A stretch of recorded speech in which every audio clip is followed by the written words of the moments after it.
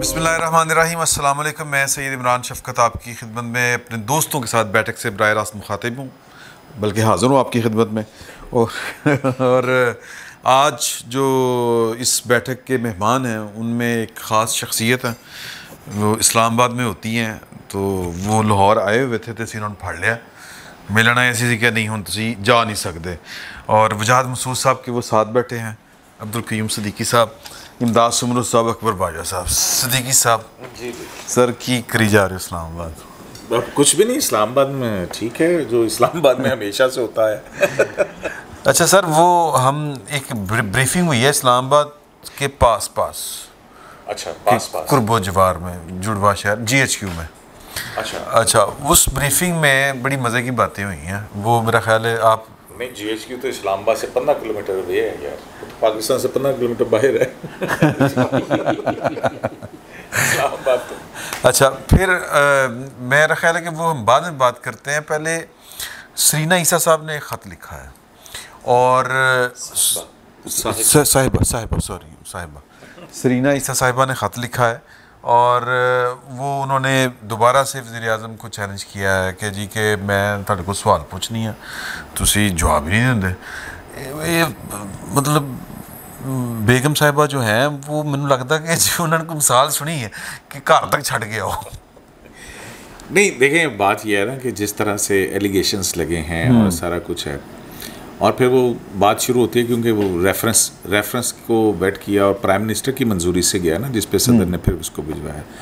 सो ये सारे सवालात उस पहले दिन से चल रहे हैं और पहले भी, इससे पहले भी उन्होंने ख़त लिखा था प्राइम मिनिस्टर को, जिसमें उनको मुनाजरे का लाइव टेलीविज़न मुनाजरे में कि आ जाए, मेरे जो एसेट्स हैं मैं भी उनकी डिटेल्स लेके आ जाती हूँ, मेरे ख़र्चे क्या हैं, मेरी इनकम कहाँ से होती है, मैं कहाँ ख़र्च करती हूँ, और ये जो टैक्स अथॉरिटीज़ के ज़रिए से मुझे हरासा किया जा रहा है।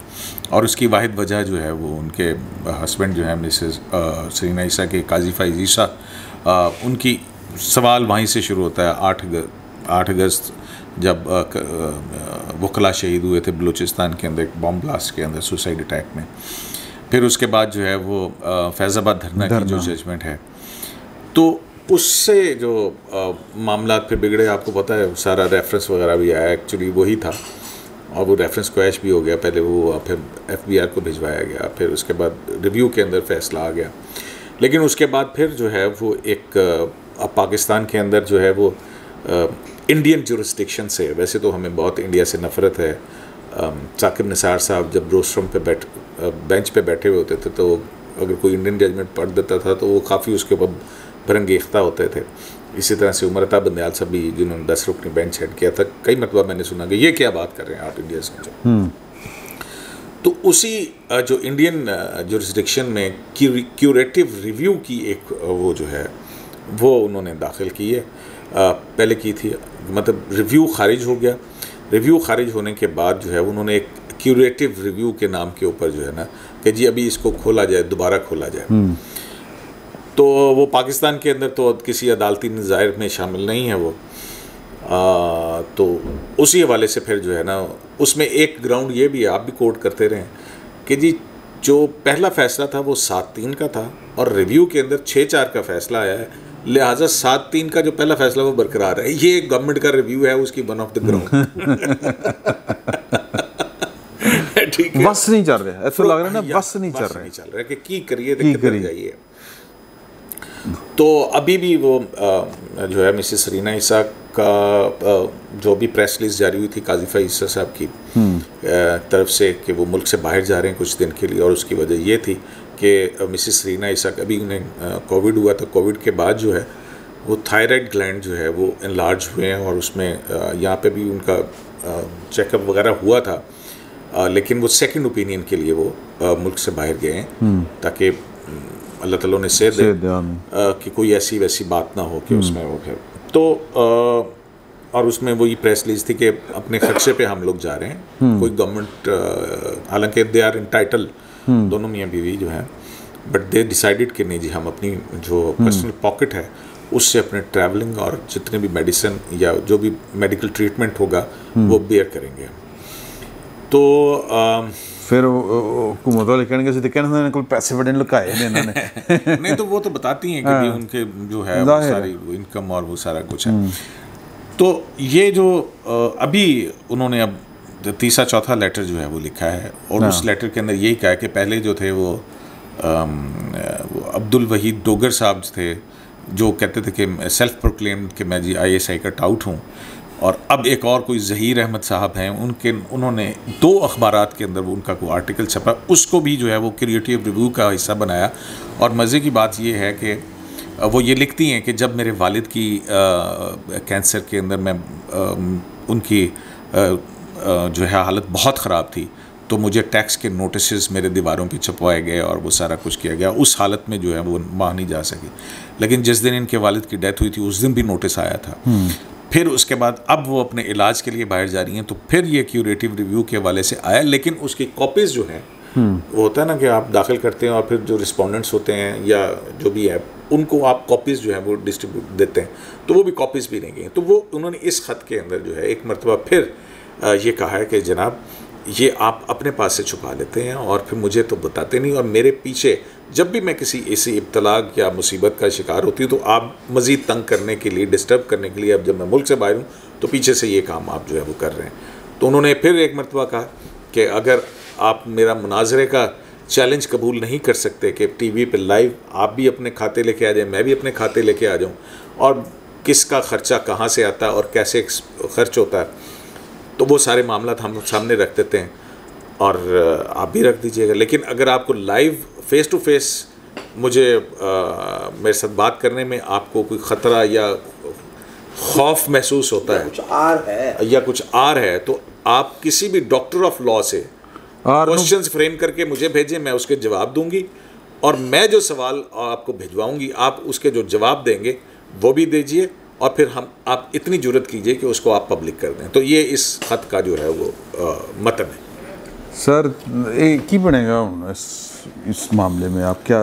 ख़त में तो ये कहा गया है कि हुकूमत मुझे हरासा कर रही है, लेकिन जिस चाबक दस्ती से हमले मिसेस सरीना करती हैं वज़ीर आज़म पे और मुतल्लकीन पे, उससे तो लगता है कि वो वज़ीर आज़म को हरासा करें इसलिए कि ये असासे उस शख्स से पूछे जा रहे हैं, माली असासे। आप कह रहे हैं कि अगला हरासगी का केस बन सकता है। नहीं, वज़ीर आज़म शिकायत करने मैंने तंग कर दी। जिस अजीम हस्ती के आज तक किसी को ना सियासी असासे मालूम हो सके ना इखलाकी असासे मालूम हो सके, उसके माली असासे पूछे जा रहे हैं। नहीं, वो तो खुद एसेट है। हाँ, वो एसेट नहीं, लेकिन वो जब कोई एसेट खुद बजाते खुद एसेट हो जाता है तो वो किसी और फ्रीक का होता है। अच्छा, हाँ, इस वक्त जिस मनसब पे वो हैं उसमें वो कोई और डिक्लेयर करेगा। नहीं कर दिता है, वो जी ब्रीफिंग हुई है ना वो वही गल है, वो डिक्लेयर्ड है। आप माली असासे पूछते हैं, उनके तो सियासी इखलाकी और इनके अखलाकी एहसासों का वैसे लोगों को तो अपने तय पता है।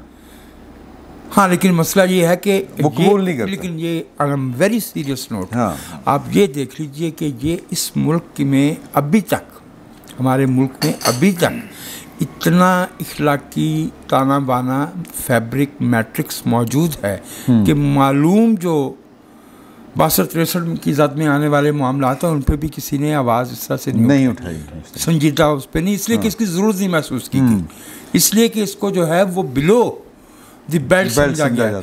इससे वो हजरात जो 62-63 की आड़ में हमारी सियासी क़यादत को जो है वो डिस्क्रेडिट करते रहे हैं, जो अनासिर, उन्हें से सबक सीखना चाहिए कि इतनी सख्त मुखालफत के बावजूद जो बातें ओपन एंड शट मामलात थे उन पे भी बात नहीं की गई।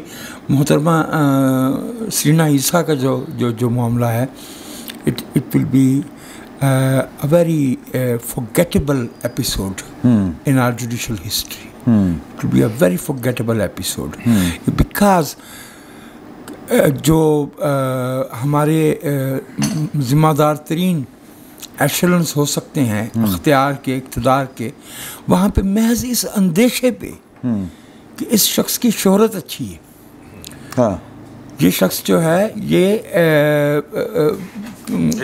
इंसाफ देने का इससे इम्कान हो सकता है, वो इतने खौफजदा हो जाएं कि मामला जो है वो गली कूचों और थड़ों तक जा पहुँचे। और मतलब ये कि it's a very bad reflection on our overall moral fibre of the relationship between state and its citizens. बिल्कुल सही बात है सर। तो तुसी की समझते हो कि मतलब काजी साहब को मैंने वो एक दफ़ा हमने पहले ही बात कही थी कि आप वैसे तो रेफरेंस वाइज मतलब लिहाशे आके वो तो नहीं रोक सके, तो अब उनको वैसे ही काम करने तो भी रोकी जा रहे हैं। मतलब गल रुकेगी कितने जाके, एडा खौफ क्यों है? ताकुब कर रहे हैं ना, कभी ईमानदार सियासी क़यादत का ताकुब होता है, कभी जजेस का ताकुब होता है। यहाँ पे तो आपने जो बात की ना कि सियासी लोगों ने, हमारे सियासी लोगों ने इमरान खान को उस पॉइंट पे जाके नहीं उनके ख़िलाफ़ कुछ किया था, इफ्तिखार चौधरी ने किया था जो अखलाकी। नहीं मैं वही कह रहा हूँ, मैं सियासी लोगों ने नहीं किया था, मैं यही कह रहा हूँ कि उनको वो जो इमरान खान साहब के इशू था ना उसका 62-63 का, नहीं वो साकिब निसार साहब ने किया। नहीं इफ्तिखार चौधरी ने इलेक्शन की पिटीशन दाखिल की थी। नहीं वो इलेक्शन पे वो पहले की बात है, जब जिसमें कंप्यूटराइज शनाख्ती कार्ड के ऊपर इलेक्शन मुशर्रफ साहब करवा रहे थे ना, तो उस वक्त 2018 के इंतखाबात की बात उससे पहले की बात है ये। उसमें ये मुबशर लुकमान साहब इनके साथ जो है वो सुप्रीम कोर्ट में आते थे, इमरान खान साहब। उससे पहले जो है जब 2008 के इलेक्शन होने थे, उससे पहले मोहतरमा बेनज़ीर भुट्टो की शहादत हो गई थी। उसके बाद जो है वो मुशर्रफ साहब जो है उन्होंने कंप्यूटराइज्ड जो शनाख्ती कार्ड है उसके ऊपर वोटर लिस्ट बनाई थी, जिससे 3-3.5 करोड़ वोटर्स जो हैं वो अपना हक जो था उनका इस्तेमाल नहीं कर सकते थे।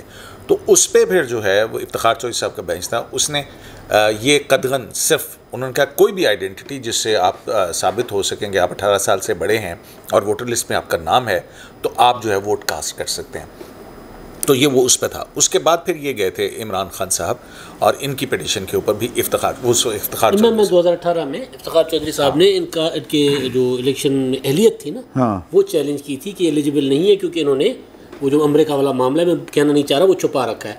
उसमें बाबर अवान साहब इमरान खान के वकील थे। इफ्तिखार चौधरी साहब ने नहीं की थी, उनकी पार्टी के एक वहाब बलोच साहब थे जो अब पीटीआई के अंदर आ चुके हैं। चले बहरहाल वो फिर इमरान खान साहब ऐसे को ले लेते हैं। आप लोग साहब को छोड़ें। हमें जिस बात की खुशी है वो ये है कि जब वो लोग जो इस मुल्क की सियासत का रुख मुतय्यन करने की, इस कौम का नस्बुलैन तय करने के दावे करते हैं, जब वो सियासी जमात बनाते हैं तो वो बनती है निज़ाम इस्लाम पार्टी 71 में, वो बनता है फ्रेंड्स ग्रुप 92 में, और फिर वो बनती है वो जमात जो इफ्तिखार चौधरी साहब ने बनाई, उसका नाम ही किसी को मालूम नहीं है अभी तक। इससे मालूम, और उस वक्त वो कहते थे कि मैं मुल्क का मकबूल तरीन शख्स हूँ। नहीं जस्टिस पार्टी नहीं जस्टिस पार्टी नहीं, पाकिस्तान डेमोक्रेटिक समथिंग था, मैं भी भूल गया। डेमोक्रेटिक तक पहुंचते ही भूल जाना बनता था कि it could have been anything but democratic.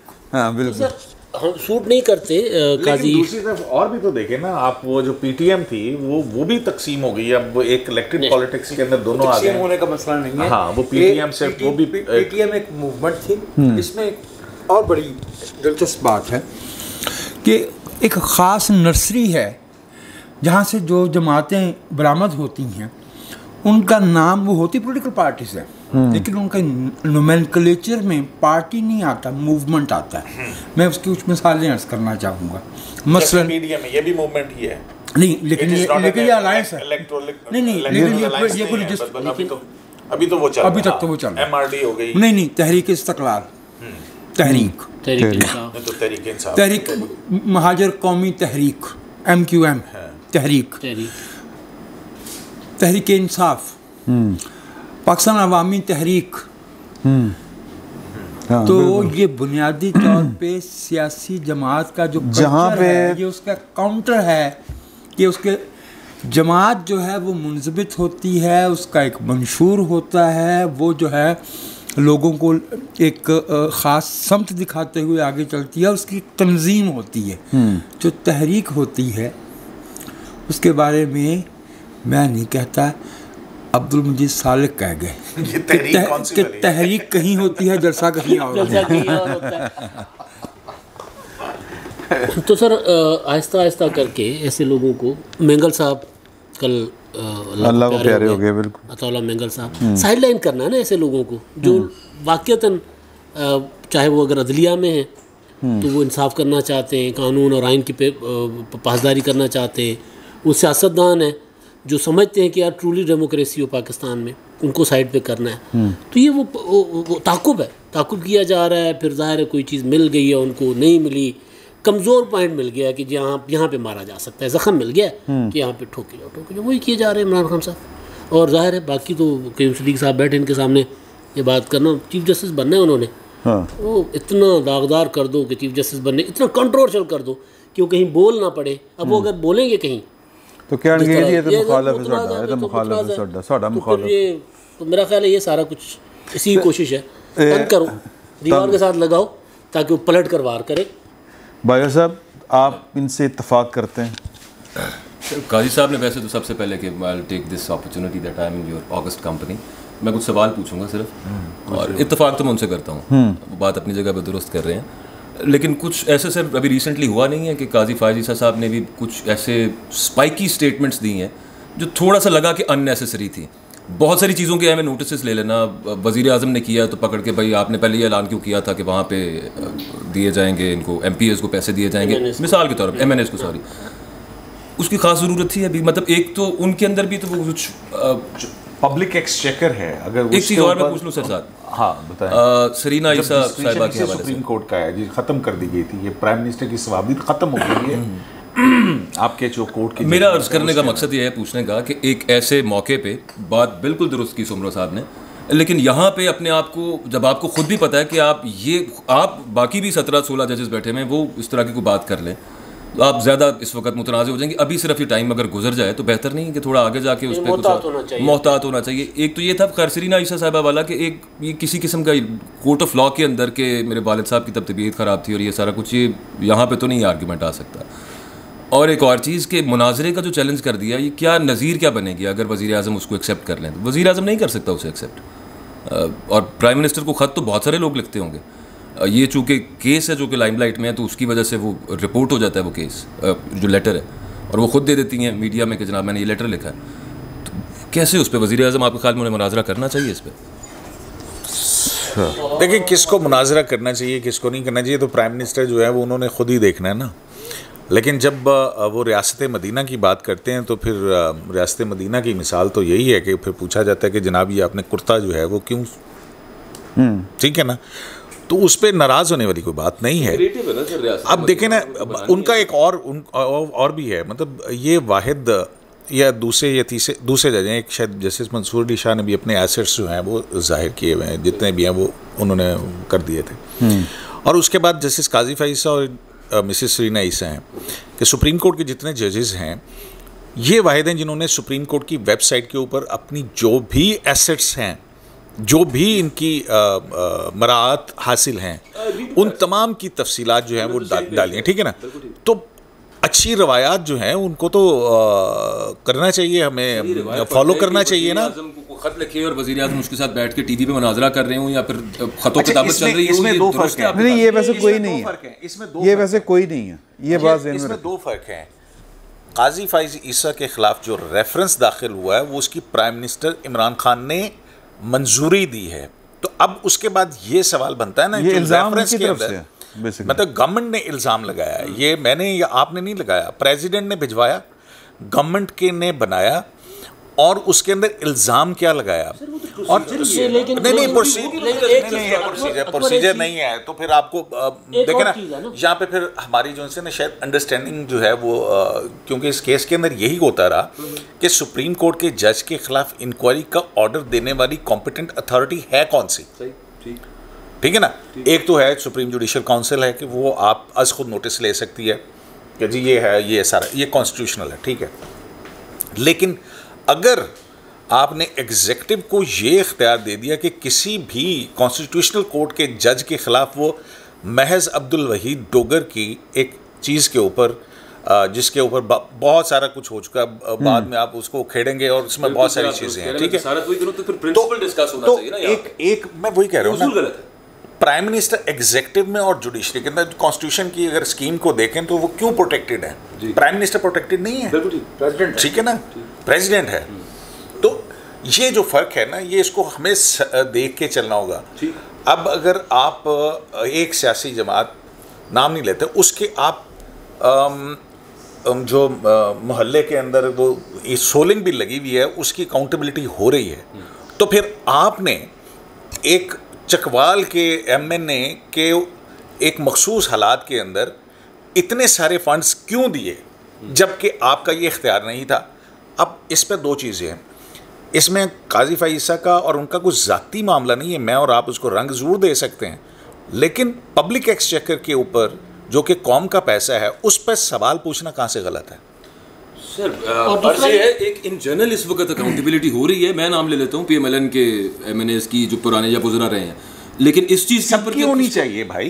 तो सर वो इसमें वो कोई नहीं है, मतलब अकाउंटेबिलिटी से किसी को डरना पब्लिक नहीं अकाउंट्स चाहिए। कमेटी चीख उठी है कि भाई मुराद सईद वाला जो मामला था 118 अरब वाला, उस पर रोका जा रहा है कि इसको अब ना जब देखें। BRT का मुकदमा आप बंद कर दें, जब मालम जब्बा आप बंद कर दें, जब कोई भी और चीज़ जो है वो बंद कर दें, शुगर चीनी स्कैंडल, कहाँ गए ये सारी चीज़ें?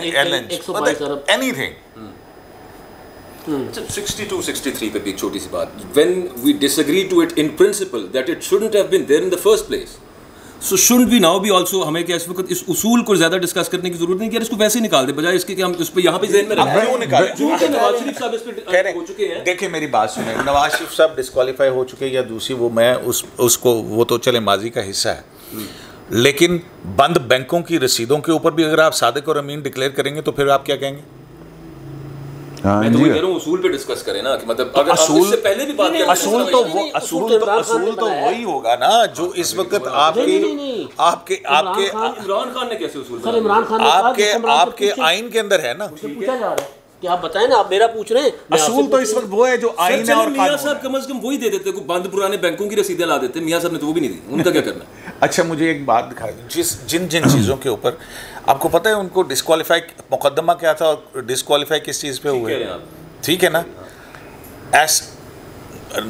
Non receivable non receivable asset, ठीक है, non receivable salary which can be an asset and asset determined by the Black's law dictionary, so फलाना फलाना फलाना फलाना फलाना और एंड डिस्क्वालीफाइड फॉर मेरा ख्याल है कि वो इसमें छोटी सी गुजारिश करूं कि अगर इसमें एक आखिरी सवाल है सर, मैं पूछी जा रहे हैं, आज मैं कंपनी का थोड़ा सा फायदा चुक रहा हूं, प्लीज पहली दफ़ा ही बल्कि मैंने चांस मिला, अगर सर वो इस पर ना डिस्क्वालीफाई होते नवाज शरीफ साहब, ये जिसको मरियम साहब इकामा वाला मामला कहती हैं, लेकिन वो जो सैलरी मरियम साहब नहीं लिखा हुआ है यार, नहीं इकामा वाला, इकामा तो वैसे कहती थी ना, अंदर तो बात ये है कि जो विड्रॉ वहाँ से हो सकते थे वो एसेट उन्होंने कंसिडर किया हो गया।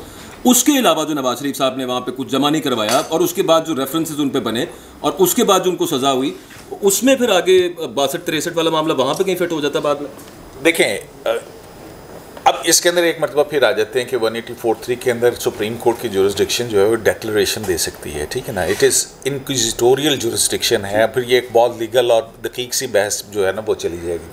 अब उसके अंदर जो एक गलती हुई भी है, मैं इस बात को कहता हूँ कि अपनी वो नैब का लॉ भी इंक्विजिटोरियल नहीं, नैब लॉ तो यार उस पर तो आप इंक्विजिटोरियल कहाँ से है? मतलब आपने साबित करना है कि आपने नहीं इंक्विजिटोरियल होता है कि आप उसमें, अब उसमें जो है चीज़ें आई निकल के आएंगी कि जी अच्छा वो था किसी को लगा हुआ था वो निकल के आया, फिर स्क्रीन शॉट्स के ऊपर जो है ना, आपको पता है वो स्क्रीन शॉट्स है, कंप्यूटर स्क्रीन शॉट्स हैं, लॉ ऑफ एविडेंस के अंदर जाके देखें कि आप एविडेंस को कैसे इस्टेब्लिश करते हैं और उसके ऊपर कैसे वो एक्सेप्टेबल होती है। एनीवेज उसके बावजूद भी जो एसेट्स बियॉन्ड मीन्स के सारे एक ही हो सकता है ना, वो 4 रेफरेंस बनाने की क्या ज़रूरत थी? उसके पीछे एक स्ट्रैटेजी, एक प्लानिंग नज़र आती है, और फिर मॉनिटरिंग जज और फिर सुप्रीम कोर्ट के साकिब निसार साहब की जजमेंट से कि 25 जुलाई से पहले जो है कंक्लूड किया जाए, क्यों ऐसी वो थी? एक स्ट्रेटजी की बात कर रहा हूँ ना, तो स्ट्रेटजी कहीं थी, आपने भी तो स्ट्रेटजी देखी ना, उन्होंने रेफरेंस फाइल की, उन्होंने तो रिगल रूम दे दिया नवाज शरीफ साहब को। 9/4 डालने की क्या जरूरत थी सर? जिन कन्विक्शंस हुई हुई है, जिन रेफरेंसेस के ऊपर, उसमें एक तो वीडियो आ चुकी हुई है, और फिर उस फैसले को आप पढ़े ना, उसके अंदर प्रेज्यूमेबली और प्रेज्यूमेबली इस लफ्ज़ के ऊपर जो है वो कहता जो जजमेंट है वो ये कहती है कि करप्शन कहीं साबित नहीं हुई है, लेकिन प्रेज्यूमेबली ये इनके हैं, लिहाजा कयूम साहब क्रिमिनल लॉ में डेफिनेटिव बात होती है, और जो कॉन्स्टिट्यूशनल लॉ है it is always benefit of doubt तो बेशक अक्यूज को जाता है, और अब तो साबित हो चुका है ना कैसे किया गया था। प्रेज्यूमेबली कोई गुंजाइश क्रिमिनल लॉ में नैब एडवर्सरियल नहीं है, इंक्विजिटोरियल है कि आप पे निशान लगे you are guilty until you prove that you are innocent. मेरा this is the basis of the NAB ordinance है। ये आर्टिकल 10 तो की फिर मुनाफी मियां है। साहब तो पहले आर्टिकल 10 के मुनाफी लॉ को खत्म कर। इवन आर्टिकल 13 जो है आपका कॉन्स्टिट्यूशन का, you can not ask evidence from the accuse. लेकिन ये ऑर्डिनेंस है ना बीच में सर, फिर इसका क्या करें? फिर निकाल देते इसको मियां साहब तब। मैं तो कब कह रहा हूँ यार, मैं ये नहीं कह रहा कि नैब का कानून है 9A के अंदर आप जाएं और फिर उसके बाद कहें जी एसेट्स बियॉन्ड मींस, लेकिन उस पर भी आसिफ खोसा साहब की जजमेंट है कि ये 9A का मिसयूज हो रहा है। सुप्रीम कोर्ट की जजमेंट्स हैं इसके। पाकिस्तान में सुप्रीम कोर्ट ने जब जब सियासी मुकदमात के फैसले किए हैं तो गांधी पे है माशाल्लाह, और वो अज तक साढ़े को सामभ्या नहीं गया। देखो तुसी सियासत करते हो, साफी सियासत करते हैं, साफी भी सियासत कर रहे हैं। इसका जवाब दे रहे हैं जी सर। इसमें ना कुछ सर ये पूरा एक लंबा टॉपिक है, लंबा मैंने इसके टॉपिक ऊपर रिसर्च की करके वो सारी जो अदालती कार्रवाइयाँ सर मैं तो प्रिज्यूमेबली रिसर्च नहीं करूँगा। मैं तो सीधा सीधा ये कहूँगा कि ज़फ़र अली ख़ान, मोहम्मद अली जौहर, मोहम्मद अली जिन्ना जो बोर्ड ऑफ गवर्नर्स डाउन के जो है वो प्रेसिडेंट थे, जो हॉलीमैन का केस लड़ते थे, बॉम्बे क्रॉनिकल के एडिटर का, ये सब सियासत करते थे, ये सहाफ़ी लोग, ये बिल्कुल गलत लोग थे। मोहम्मद अली जौहर और ज़फ़र अली ख़ान, इनके नाम के जो पोस्टल टिकट जारी किए गए ना हमीद निज़ामी के नाम के, और ये जो बनाई गई है अल्ताफ़ हुसैन जो 67 में जो है वो इंफॉर्मेशन मिनिस्टर बना दिए गए थे, ये सब लोग जो है ना ये गलत थे। और जो पाकिस्तान का दस्तूर है उसे नए सिरे से जो है ना वो मुरतब करना चाहिए कि ये तबकात जो है इसमें जिसके पास जिसमें ज़रूरी ज़मीन जिसके पास हो, चूँकि हमें जागीरदार नहीं चाहिए असम्बली में, जो ताजर ना हो, चूँकि हमें ताजर हमें इस पर भी तो एतराज़ रहा है ना कि कुछ ताजर लोग जो है वो कारोबार करने वाले जो है वो सियासत कर रहे हैं। अब सहाफ़ी भी उसमें आ जाए, फिर कल को हम ये भी कहेंगे कि ये वकील लोग जो है ये क्लाइंट की जेब से पैसे निकाल के फिर उससे सियासत करते हैं, तो वकीलों को भी सियासत नहीं करनी चाहिए। सियासत करने के लिए क्यों ना हम फिर इतने तफसील में जाने के बजाय सियासत बंद ही कर दें ना। आर्टिकल 17 वालों को सियासत करने की कोई इजाजत नहीं है, उसके अलावा बाकी सबको है। मेरा ख्याल है कि बड़ी हो गई ऐद की चावां राज आ रही हैं, तो अभी ये हो गया जी। पहली नशिस्त इख्तिताम को पहुंचती है। दूसरी नशिस्त में हमारे साथ होंगे गौर भट्ट साहब, फिर मैच पेगा क्यूम सिद्दीकी साहब के नाल। फिर वक्त इतना ही, बहुत बहुत शुक्रिया आपका।